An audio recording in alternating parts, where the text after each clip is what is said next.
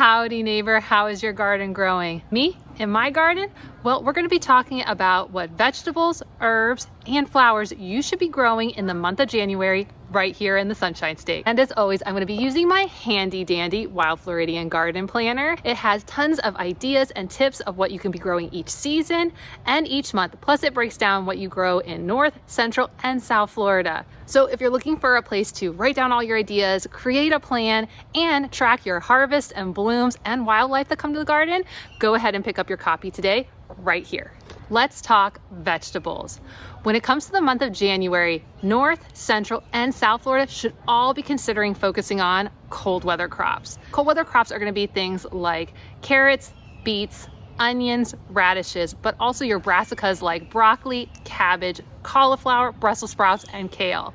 Whether you live in North, Central, or South Florida, when it comes to cold weather crops in the month of January, we are actually at the tail end of our cold weather crop season. I know, feels kind of crazy because this is going to be one of the coldest months of the year. But because we are at the tail end of the cold weather crop season, if you're thinking about starting something like a broccoli or a lettuce, I would recommend considering buying transplants at this time of year. In spite of the fact of how cold January can be, the actual amount of months that we're going to have that are cold or cooler is becoming less and less each day. So if you want a chance to get these cold weather crops in the ground, go to your local store, garden center, or maybe have a friend give you some starts that you can put into the ground so that you can jumpstart your cold weather crops. Now, if you live in Central and South Florida, in addition to doing cold weather crops, you should also consider starting warm weather crops.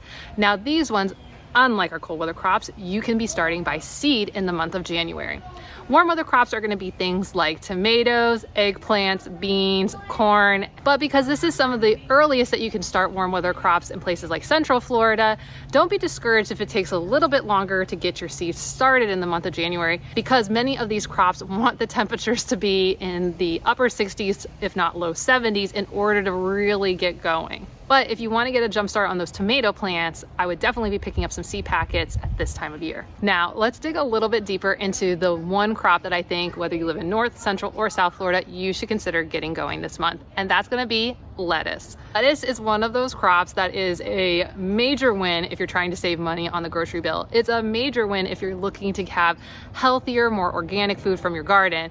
And it's one of those crops that you can get in the ground and pretty rapidly start getting a harvest. And especially this month, if you haven't already gotten them in the ground, you're going to be thinking about grabbing those starts. And in a couple weeks of getting them in the ground, letting them have a little time to settle into their new beds, you can start harvesting leaves. Now, your first harvest is probably not going to even be enough for one salad for yourself, but by doing this pruning action, you're going to allow for the plant to really focus its energy on creating new leaves and pushing roots down into the ground, which is going to lead to larger and larger harvests as you go. Also, you should be prepared in the month of February to be doing harvests at least once a week, if not twice or 3 times a week, depending on the number of lettuces and how old they are at this point.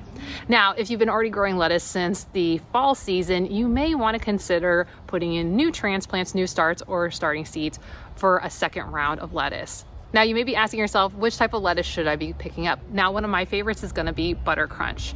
Butter Crunch is a bib type of lettuce that is it can be harvested as a head of lettuce, but it also can be done as a cut and come again. And if you're not familiar with the term cut and come again, that basically means that you can cut the leaves off and the plant will grow back. So you'll come again and cut the leaves off again. This is one of those types of lettuces that you don't need to wait for a full head, which is really advantageous as we head into the months of February and March, because as the temperatures rapidly rise, we're going to start getting more bugs. And bugs love to lay their eggs on leafy greens and then start to eat them. So having a plant where you remove the leaves and let the plant constantly start fresh also allows for bugs to not take a stronghold in your lettuce and make it so that you don't want to eat any of it. Now, if you're saying to yourself, I don't know what Butter Crunch lettuce is, actually you probably have eaten it before if you buy bagged lettuce from the store. It's usually used as the base of a lot of mixed bag salads because it's not too crunchy, it's not too soft, it's not too strong flavored, it's pretty mild.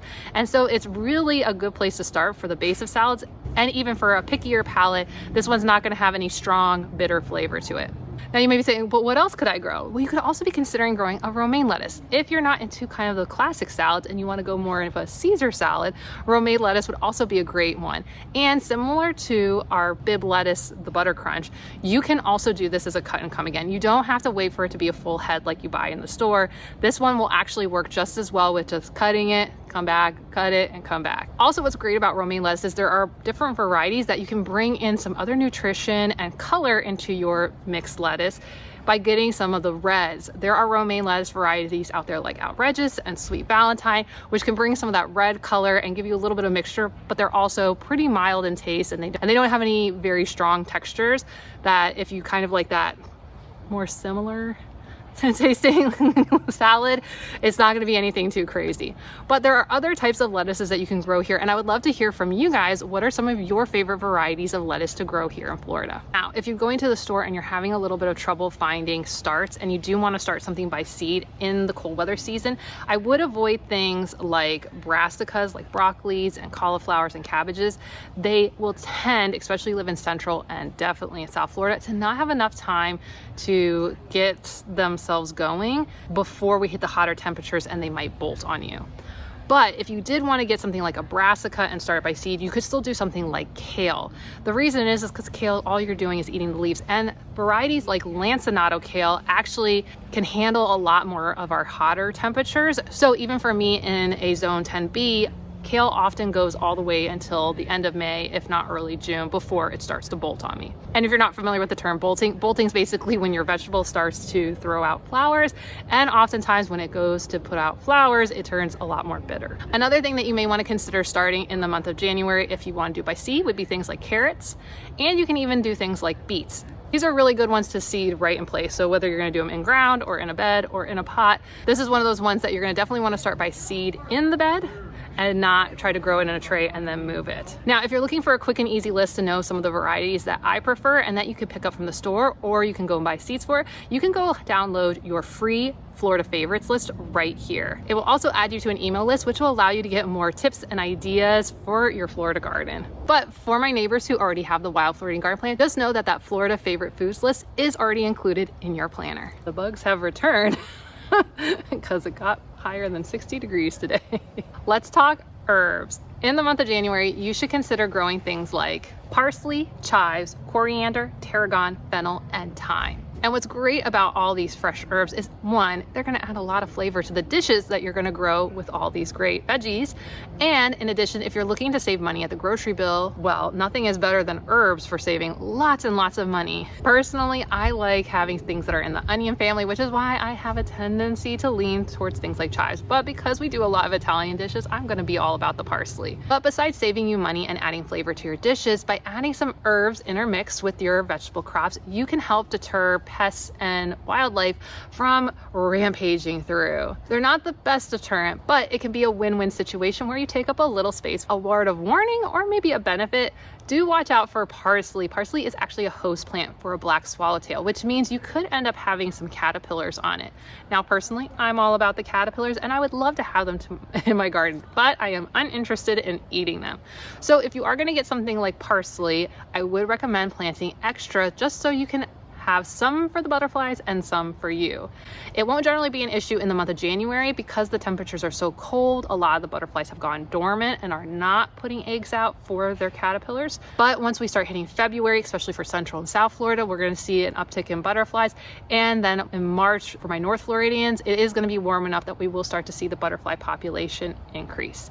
So just remember that parsley can help your budget and it can add flavor to your dishes, but also it might feed some caterpillars too. And one of my tips actually came from you guys, which is that if you have and love butterflies, is to take some parsley and put in a separate pot away from your garden so that the parsley that's meant for you, if you do see caterpillars on it, you can move them over to your butterfly parsley and then keep the rest of the parsley just for you. You know me, I'm not going to tell you to get rid of wildlife. I love me some wildlife. Let's talk flowers. In the month of January, you should be considering adding both Florida friendly and Florida native flowers to your garden. These will fall into the category of either cold weather flowers or the flowers that just bloom all year round. When it comes to the month of January in the category of Florida friendly flowers, consider adding things like pansies, petunias, snapdragons, violas, verbenas, alyssum, calendula, delphinium, dianthus, dusty miller, and foxgloves. One of the distinctions with these Florida friendly plants is oftentimes they either can grow year round as annuals here in Florida, or they come from more temperate climates, and so they actually need the cooler weather, and they're not going to do well once we really heat up. So if you're looking for some of these ones at your big box stores or your local garden center, this would be the time of year where you could integrate them into your garden. What makes some of these Florida friendly plants so great is, one, they can support things like our pollinators, bees and butterflies from a nectar perspective, and of course they add a lot of color to our garden when things are starting to dry out. But what I would really recommend is you integrate in some of our Florida native plants. These are designed and work the best with our wildlife, especially bees and butterflies. Now, while a lot of those bees and butterflies will be dormant in this month, places like Central Florida, my Zone 10s, my Zone 11s, my South Floridians, it's not going to be very long that they'll be dormant in the month of January. It's usually only a few weeks. But as soon as the temperatures really get above 60 degrees for the majority of the day, you're going to see them coming back and forth. So having a combination of Florida friendly and Florida native plants will be one of the best ways to support them. Some of my favorite Florida native plants that will be bloom in the month of January are going to be things like snowy square stem, aka salt and pepper, depending on how far south you live, potentially firebush, dune sunflower, button sage, brown savory, and beach verbena or Tampa verbena. This is actually a gorgeous plant. I think a lot of people, if they saw it, wouldn't even realize it's native because it does have these bold pink flowers that come in clusters. What's also great about it is one of those high nectar sources, so bees love it, butterflies love it. It also does really, really well in this cooler time of year, so it can add a lot of color to your native garden or be integrated in with Florida friendly plants so that you can have this gorgeous pink color at this time of year. It only gets about 12 inches tall and it can spread up to 2 feet. If you're looking for what's native to your region, beach verbena is native to the East Coast versus Tampa verbena is native to the West Coast. Ask your local nursery for what's best for your area, but consider adding this in. Another native that you should be considering adding in that's really happy at this time of year is going to be brown savory. This plant is a great ground cover for not only filling in an area, it is blooming like crazy in these cold months, and it has a little bit of minty freshness for it. Pollinators, when they're not dormant, are all over brown savory. It also can thrive a little bit better in those areas that don't get full sun all day, like they can take a little bit of shade and they have no problems. What's also great about them is that a lot of our tropical weeds are going to be stressed out at this time of year, and brown savory can help fill in and shade them out and really block their seeds from getting sunlight so that you can start to make progress on what might felt very overwhelming over the summer months. And speaking of weeds, let's talk tips. When it comes to the month of January, like I was saying, the weeds are stressed out for a lot of our tropical species. These are some of the most aggressive invasive species that we tend to see in our gardens. And this can be the time of year to really knock them out. When you are having those freezing temperatures and trying to protect your bananas and papayas and tropical fruiting trees, you should be considering tackling things like dayflower and torpedo grass and all these plants that you really struggle with throughout the year, because this is when they're their weakest and they are so stressed out. Because one, it is the drought season, so they are struggling to get enough water. 2, they do not like the cold. 3, they want more intense sunlight than we have at this time of year. So some of these ones, it is the time to go and do suppression type methods, whether you're going to crowd them out, you're going to solarize the area, or you're going to be using a very contained topical pesticide. Now would be the time to really tackle these areas. Which brings us to the next tip, which is make sure you're watching the weather reports, because January is the #1 time of year that we may get frosts and freezes for the majority of the state. North Florida can get them in December, January, and maybe in early February. Central Florida just tends to only get them in December and January. And South Florida, well, we might act like it's freezing, but honestly, it usually isn't. But that doesn't mean that our plants can't get stressed out. Some of those tropical plants and exotic plants to Florida will need some protection, but often not as much as what you'll see up north. Remember, for a lot of Florida, even if we get freezing temperatures, it's only for a few hours. Like where I live in St. Pete, if we hit freezing, it's usually for only 2-4 hours. Now it may be longer depending on where you live in the state. So be prepared to get that cold weather protection out there. The next thing to consider in the month of January, one, I know we've been distracted by the holidays and you're getting ready, you're getting your game plan for the year. And this is one of the best times if you want to do big projects.